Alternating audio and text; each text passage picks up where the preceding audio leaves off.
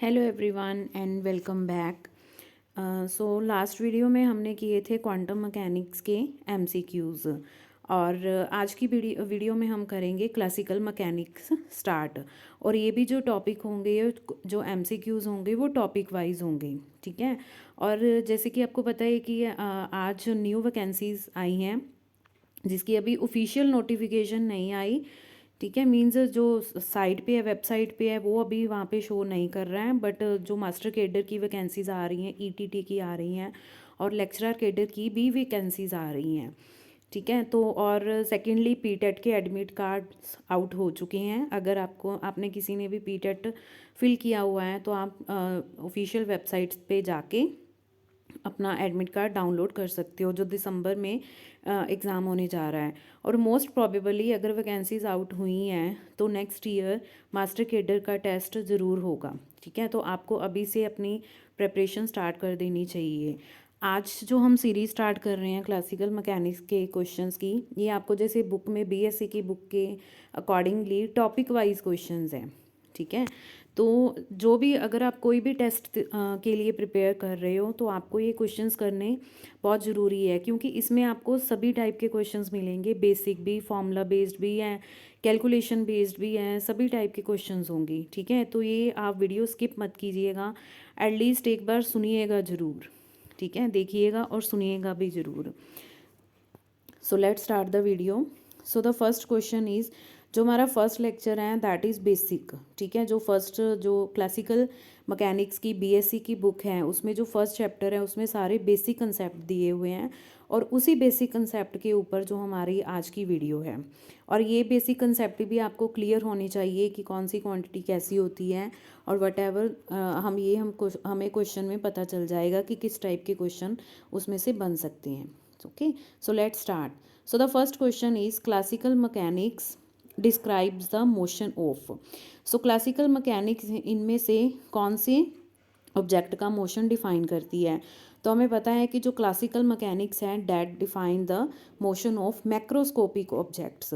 क्यों? क्योंकि classical mechanics based होती है न्यूटोनियन मैकेनिक्स। इसको न्यूटोनियन मैकेनिक्स भी हम बोलते हैं। क्यों न्यूटोनियन मैकेनिक्स बोलते हैं? क्योंकि क्लासिकल में जितनी भी हम चीज़ें डिफाइन करते हैं that are based on Newton's laws, ठीक है। 3 लॉज हैं, हमें पता है सबको। तो और क्लासिकल है जो माइक्रोस्कोपिक ऑब्जेक्ट का मोशन डिफाइन नहीं करती, मैक्रो का करती है। और किस लॉज के बेस्ड पे करती है? वो करती है न्यूटन्स के लॉ पे based. Okay, so second question is, abstract method were developed leading to reformulation of classical mechanics। कि इन तीनों में से कौन से वो abstract method हैं जिनको बनाया गया था रीफॉर्मुलेट करने के लिए क्लासिकल मैकेनिक्स को, ठीक है। तो क्वांटम मैकेनिक्स तो हमें पता है कि वो एक डिफरेंट पार्ट है, ठीक है। तो क्लासिकल में हम जो एमएससी की क्लासिकल होती है उसमें हम लैग्रैंजियन मैकेनिक्स भी पढ़ते हैं, हैमिल्टोनियन मैकेनिक्स भी पढ़ते हैं। तो यही दो मेथड थे जिनको फॉर्मुलेट किया गया था क्लासिकल को डिस्क्राइब करने के लिए, ठीक है, क्लासिकल मैकेनिक्स को डिस्क्राइब करने के लिए। सो इसका आंसर आएगा option D. Question number 3, the quantitative measure of inertia of a body is called. So inertia का मेजर क्या होता है? Mass. More is the mass, more will be the inertia. Inertia basically किसी भी ऑब्जेक्ट की property होती है कि जब तक किसी ऑब्जेक्ट पे हम एक्सटर्नल फोर्स नहीं लगाएंगे वो ऑब्जेक्ट अपनी स्टेट चेंज नहीं करेगा। स्टेट 3 टाइप की हो सकती है, state of rest, state of uniform motion, ठीक है, ये वर्ड साथ में लगाना ज़रूरी है, that is uniform motion and state of, और तीसरी चीज़ होती है हमारे पास डायरेक्शन, ठीक है। तो ये तीनों, अगर कोई भी ऑब्जेक्ट अपनी स्टेट इन तीनों में से कोई भी स्टेट हो वो चेंज नहीं कर रहा तो दैट मीन्स वो वहाँ पे किसका कंसेप्ट आ जाता है? इनर्शिया। और क्वांटिटेटिव मेजर क्या होता है? Mass. More is the mass, more will be the inertia. Question number 4, the branch of physics which describes the conditions of rest or motion of a material body around us under an action of force। ठीक है। सो यही वही बात कर रहे हैं कि जो क्लासिकल मैकेनिक्स है वो किसको डिफ़ाइन करती है। ठीक है, तो मैकेनिक्स का मतलब क्या होता है कि जो फिज़िक्स है, ब्रांच है फिज़िक्स की, जो डील करती है रेस्ट और मोशन के साथ। ठीक है, under the action of force. So जब भी किसी पार्टिकल पे, किसी ऑब्जेक्ट पे अगर फोर्स के अंडर उसको हम स्टडी करते हैं, उसकी कोई भी चीज़, तो वो किसके अंडर आती है, that comes under mechanics. Question number 5. The mass that determines the acceleration of a body under the action of gravity, under the action of given force is called. ठीक है, सो मास, अगेन मास का रिलेशन जब force के साथ हम find करते हैं तो जो मास होता है वो कौन सा मास होता है, that is inertial mass. So इसका आंसर आएगा option B. Question number 6. A particle is an object which has mass. ये तो बेसिक, बहुत बेसिक क्वेश्चन है जो हमें सभी को पता है। Question number 7. Newton's first law of motion is applicable for. So first law of motion, जैसे मैंने अभी बताया है कि जो पार्टिकल है, कोई भी ऑब्जेक्ट है, वो अपनी स्टेट उसी स्टेट में रहेगा जिसमें है जब तक उस पर हम एक्सटर्नल फोर्स अप्लाई नहीं करते। तो ये किन पार्टिकल्स पे एप्लीकेबल होता है, that is applicable on free particles only. ठीक है, सो इसका ऑप्शन आएगा A. Question number 8. Identify the correct number of types of reference frame. ठीक है, तो correct number of reference frame इनमें से कोई भी नहीं है, तो इसका आंसर आएगा डी। बेसिकली हम दो टाइप के रेफरेंस फ्रेम्स स्टडी करते हैं। ठीक है, एक तो होता है इनर्शियल और दूसरा होता है नॉन इनर्शियल। ठीक है, इनर्शियल वो फ्रेम होता है जिसमें हम न्यूटन्स के लॉ क्या होते हैं, ओबे होते हैं, और non inertial frame of reference वो होता है जो एक्सेलरेटेड होता है और उसमें Newton's law of motion applicable नहीं होते। Question number 9. In curved space time interval all frames are. तो अगर हम कर्व्ड स्पेस टाइम इंटरवल की बात करें तो जितने भी फ्रेम्स उस स्पेस में हम कंसीडर करेंगे वो सभी के सभी क्या होंगे, नॉन इनर्शियल फ्रेम होंगे, एक्सेलरेटेड जो फ्रेम होते हैं। ठीक है। Question number 10.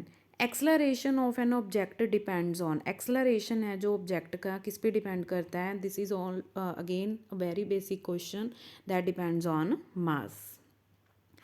Question number 11.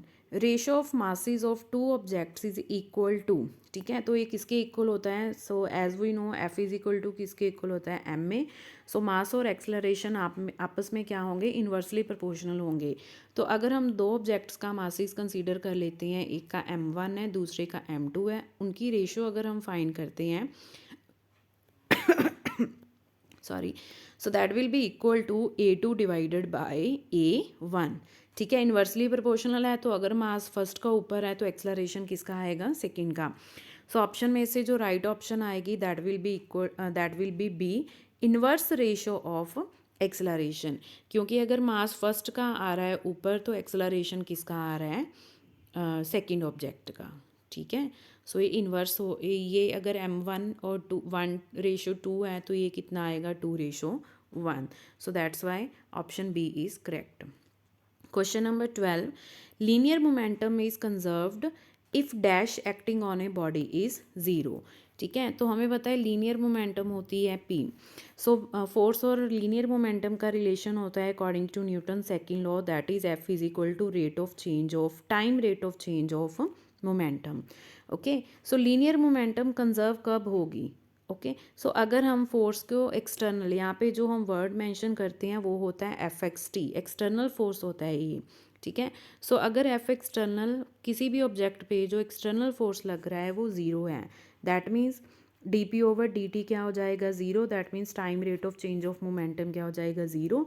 सो इसका मतलब क्या हो गया कि जो P है that will be a constant, वो किसके इक्वल आ जाएगा, कांस्टेंट। ठीक है, सो इसकी ऑप्शन, करेक्ट ऑप्शन क्या होगी कि लीनियर मोमेंटम कंजर्व कब होगी, जब उस पर नेट एक्सटर्नल फोर्स क्या होगा, ज़ीरो होगा।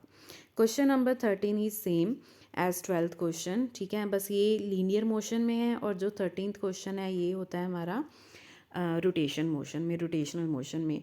Angular momentum is conserved if net torque on the body is. ठीक है, तो हमें पता है कि एंगुलर मोमेंटम का, जैसे हमने लीनियर मोशन में F इज इक्वल टू लिखते हैं dp/dt, तो अगर हम रोटेशनल मोशन में इस रिलेशन को कन्वर्ट करें तो फोर्स चेंज हो जाता है टॉर्क में, और लीनियर मोमेंटम चेंज हो जाती है एंगुलर मोमेंटम में।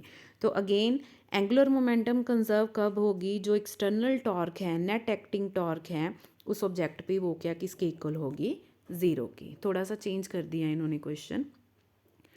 सो the right option is B. Question number 14, work energy principle can be written as. So work energy principle क्या होता है कि जब सपोज कर लीजिए कि ए से बी है, दो पॉइंट हैं, तो ए से बी से हम किसी ऑब्जेक्ट को या किसी भी पार्टिकल को लेके जा रहे हैं, तो उसका जो वर्क डन होगा that is WAB, that will be equal to the change in kinetic energy, where T क्या रिप्रेजेंट कर रहा है, काइनेटिक एनर्जी। ठीक है, सो दैट मीन्स कि जब पार्टिकल ने ए से मूव करना स्टार्ट किया, वो किस काइनेटिक एनर्जी से मूव कर रहा है, और बी पे पहुंचते उसकी कितनी काइनेटिक एनर्जी है। जितना काइनेटिक एनर्जी में चेंज आएगा from going from A to B, so that is work done. ठीक है, so work done, work energy principle क्या होता है कि जो वर्क डन है that will be equal to the change in kinetic energy. यहाँ पे देखिए इन्होंने टी भी लिखा हुआ है, टी सिर्फ डिनोट करता है काइनेटिक एनर्जी को। अगर उसको चेंज हमने रिप्रेजेंट करना है तो उसके साथ हमें क्या लगाना पड़ेगा, डेल्टा।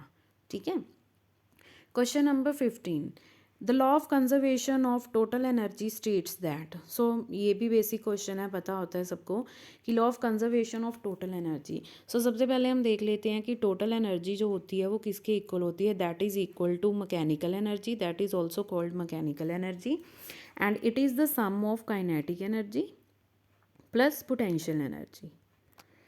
ठीक है, तो ये तो होगी एक पार्टिकल के लिए। अगर हमारे पास कंजर्वेशन लॉ प्रूव करना है, सपोज हमारे पास दो ऑब्जेक्ट्स हैं, तो उसमें क्या हो गई कि kinetic energy of first particle plus potential energy of first particle that should be equal to kinetic energy of second particle plus potential energy of second particle. That means कि लेफ्ट हैंड साइड पे जो total energy आएगी वो particle 1 की होगी, right hand side पे जो total energy आएगी वो किसकी होगी, पार्टिकल 2 की होगी।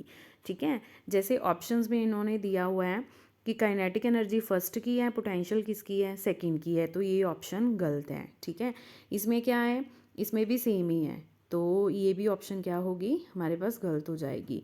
सो दोनों की पोटेंशियल और काइनेटिक एनर्जी एक पार्टिकल की एक साइड पे, दूसरे पार्टिकल की दूसरे साइड पे टोटल होना चाहिए, only then this statement is true. So इसका जो राइट आंसर आएगा वो आएगा ऑप्शन ए। ओके, सो ये थे हमारे पास जो चैप्टर 1 है क्लासिकल मैकेनिक्स का BSc की बुक में से, उसमें से जो बेसिक क्वेश्चंस बनते हैं उसके बेस पे ये थे। ये आपको इजी लग रहे होंगे बट स्टिल फिर भी इनको स्किप मत कीजिएगा, क्योंकि एग्ज़ाम में यही क्वेश्चंस होते हैं जो हमें कई बार कंफ्यूज कर देते हैं। ठीक है, सो इसके आगे और भी बहुत सारे क्वेश्चंस आएंगे। सो आप वीडियो को देखते रहिए और शेयर भी करिए और लाइक ज़रूर करिए। अगर आप एक भी लाइक करते हो, शेयर करते हो, तो इससे अप्रिसिएशन मिलती है कि एक हौसला मिलता है कि हाँ कि मुझे और काम करना है और अच्छा रिप्रेजेंट करना है। ठीक है, सो मेरी कोशिश रहेगी कि मैक्सिमम आपको वीडियोस के थ्रू जितना मास्टर केडर जो अपकमिंग मास्टर केडर है उसके लिए जितने क्वेश्चंस मैक्सिमम हो सके वो मैं करवाऊँ। इन केस अगर आपको थ्योरी भी चाहिए किसी भी टॉपिक की, देन आप मुझे टेलीग्राम पे बता सकते हो, अब तो आपको मैं थ्योरी भी करवा सकती हूँ। Okay, so stay tuned for next video, keep sharing, liking and subscribe my channel. Thank you.